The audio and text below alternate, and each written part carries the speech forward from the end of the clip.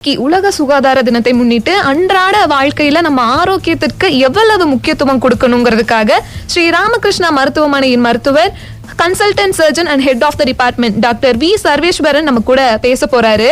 வணக்கம்ங்க. Hello FM நேயர்களுக்கு வணக்கம். நான் டாக்டர் சர்வேஸ்வரன், தலைமை அறுவை சிகிச்சை நிபுணர், ஸ்ரீ ராமகிருஷ்ணா ஹாஸ்பிட்டல், கோயம்புத்தூர்ல இருந்து பேசுறேன். டாக்டர், வேர்ல்ட் ஹெல்த் டேனா என்ன? இந்த வருஷம் தீம் என்னங்க?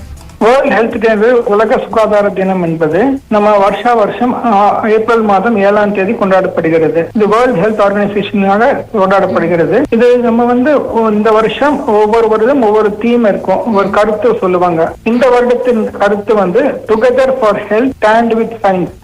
அறிவியலுடன் நாம் இணைந்து எல்லோரும் ஒற்றுமையாக பாடுபட்டு மக்களின் சுகாதாரத்தை மேம்படுத்த பாடுபடுவோம் என்பது இந்த வருடத்தின் தீம் அல்லது கருத்து ஆகும். சரிங்க டாக்டர், இந்த காலத்துல ஆரோக்கியத்தின்னு வரும்போது மக்கள் எவ்வளோ விழிப்புணர்வோட இருக்கிறத நீங்க பார்க்க முடியுது?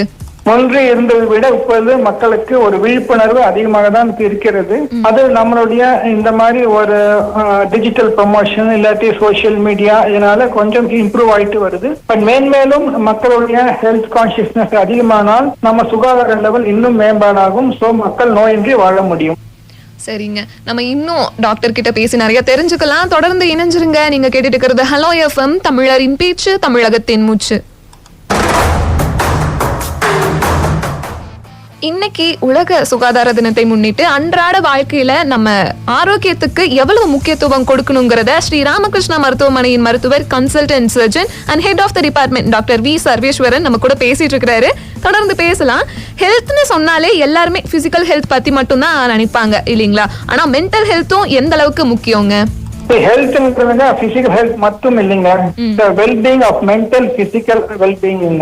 ஸோ நமது மனநிலையும் நன்றாக இருக்க வேண்டும், உடல்நிலையும் நன்றாக இருக்க வேண்டும். அப்பொழுதுதான் நாம நல்ல ஹெல்த்தோட இருக்க முடியும், நமது வேலைகளையும் நம்ம சீராக செய்ய முடியும். மென்டல் ஹெல்த் இல்லாமல் உடல்நிலை மட்டும் ஹெல்த்தாக இருந்தால் நாம் நம்மளுடைய வேலையை கான்சன்ட்ரேட் செய்ய முடியாது. So it needs both mental as well as physical health to produce good work as well as to give good productivity in our respective field of work.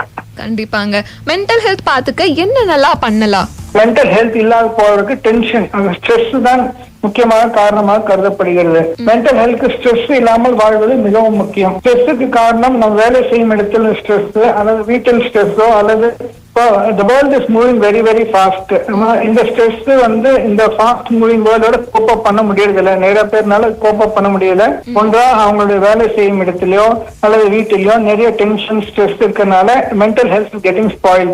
So நாம் யோகா அல்லது இந்த மாதிரி மனசை கூல் பண்ணிட்டு இந்த ஸ்ட்ரெஸ் அவாய்ட் பண்ணிட்டோம்னா BP வராது, sugar வராது. இதனால் நம்ம உடல் பருமன் எல்லாத்தையும் குறைச்சிட்டு நன்றாக வாழ முடியும். சரிங்க டாக்டர், வேர்ல்ட் ஹெல்த் டேவான இன்னைக்கு மக்களுக்கு என்ன சொல்ல விரும்புறீங்க?